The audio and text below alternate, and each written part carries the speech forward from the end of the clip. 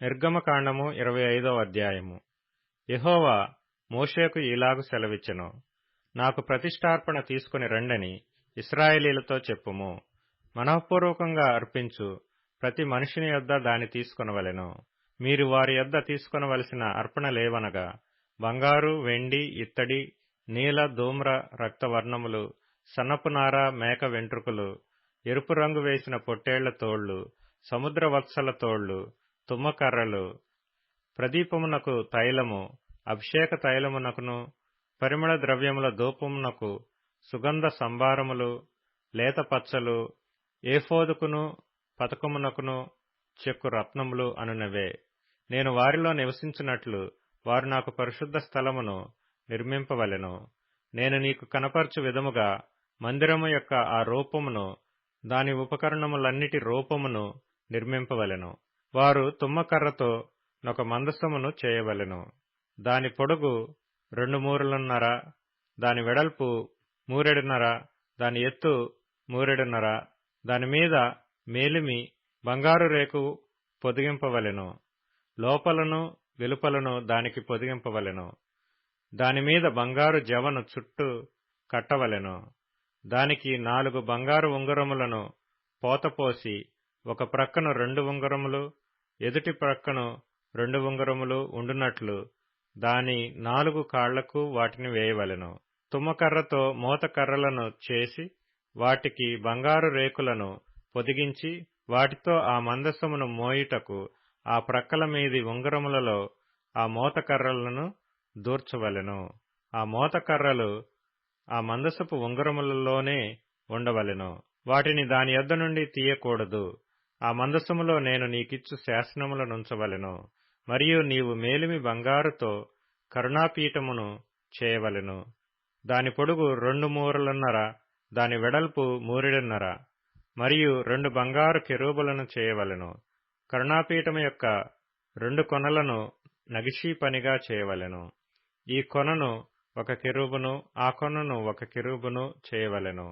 కరుణాపీఠమున దాని 2 కొనల మీద కెరూబులను దానితో ఏకాండముగా చేయవలెను.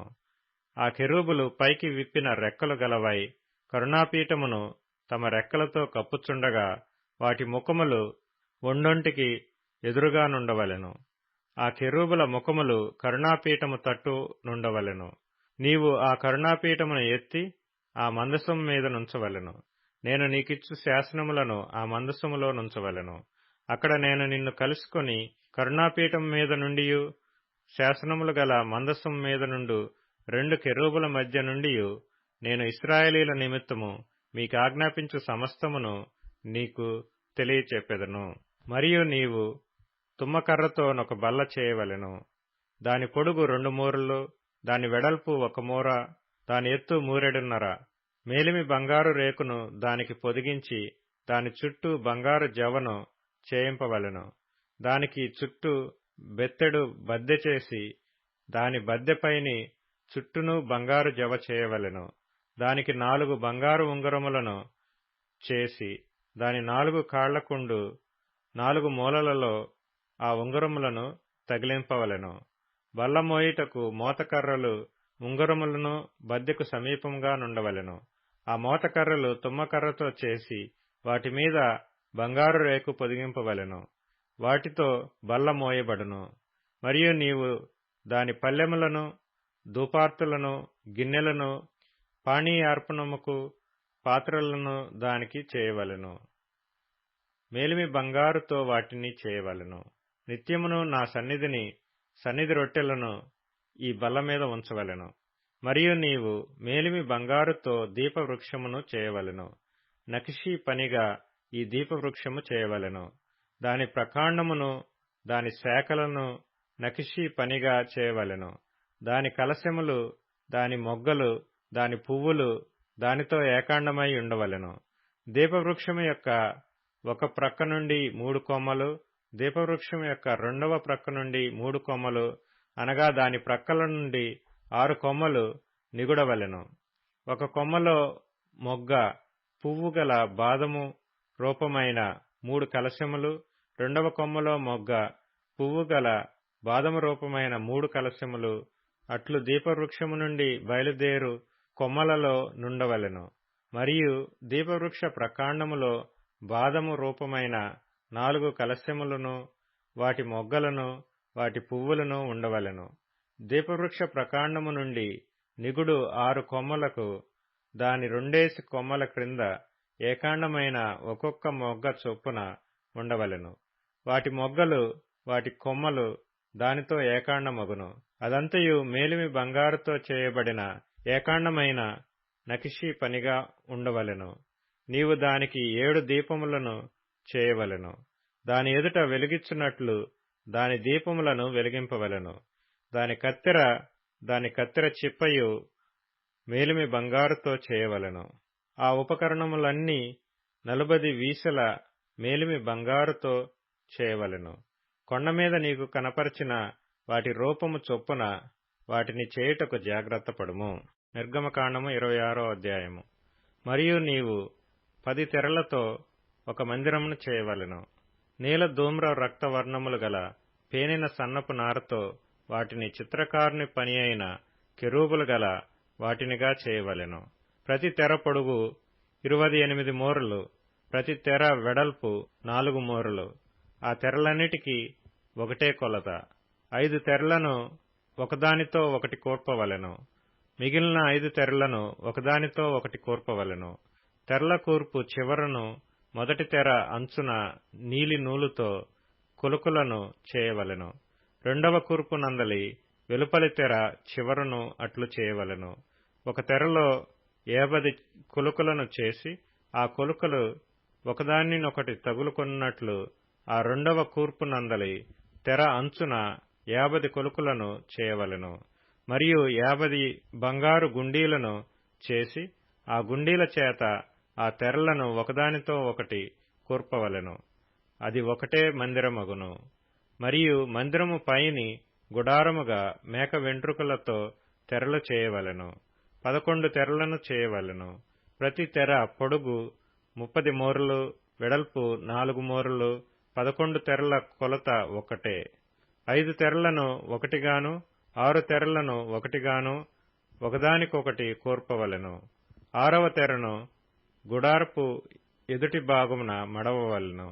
తెరల కూర్పునకు వెలుపలనున్న తెర అంచున 50 కొలుకులను, రెండవ కూర్పునందలి తెర అంచున 50 కొలుకులను చేయవలెను. మరియు 50 ఇత్తడి గుండీలను చేసి, ఒకటే గుడారమగునట్లు ఆ గుండీలను ఆ కొలుకులకు తగిలించి దాని కూర్పవలెను. ఆ గుడారపు తెరలలో మిగిలి వ్రేలాడు భాగము, అనగా మిగిలిన సగము తెర మందిరము వెనుక ప్రక్క మీద వ్రేలాడవలెను. మరియు గుడారపు తెరల పొడుగులలో మిగిలినది ఈ ప్రక్కను 1 మూరయు, ఆ ప్రక్కను 1 మూరయు, మందిరమును కప్పుటకు ఈ ప్రక్కను ఆ ప్రక్కను దాని ప్రక్కల మీద వ్రేలాడవలెను. మరియు రంగు వేసిన పొట్టేళ్ల తోళ్లతో పైకప్పును, దాని మీదుగా సముద్రవత్సల తోళ్లతో పైకప్పును చేయవలెను. కీర్తనల గ్రంథం 20వ కీర్తన. ఆపత్కాలమందు యెహోవా నీకుత్తరమిచ్చునుగాక. యాకోబు దేవుని నామము నిన్ను ఉద్ధరించునుగాక. పరిశుద్ధ స్థలములో నుండి ఆయన నీకు సహాయము చేయునుగాక. సియోనులో నుండి నిన్ను ఆదుకొనుగాక. ఆయన నీ నైవేద్యములన్నిటినీ జ్ఞాపకము చేసుకొనుగాక. నీ దహన బలులను అంగీకరించునుగాక. నీ కోరికను సిద్ధింపచేసి నీ ఆలోచన యావత్తును సఫలపరచునుగాక. యెహోవా, నీ రక్షణను బట్టి మేము జయోత్సవము చేయుచున్నాము. మా దేవుని నామమును బట్టి మా ధ్వజము ఎత్తుచున్నాము. నీ ప్రార్థనలన్నీయు యెహోవా సఫలపరచునుగాక.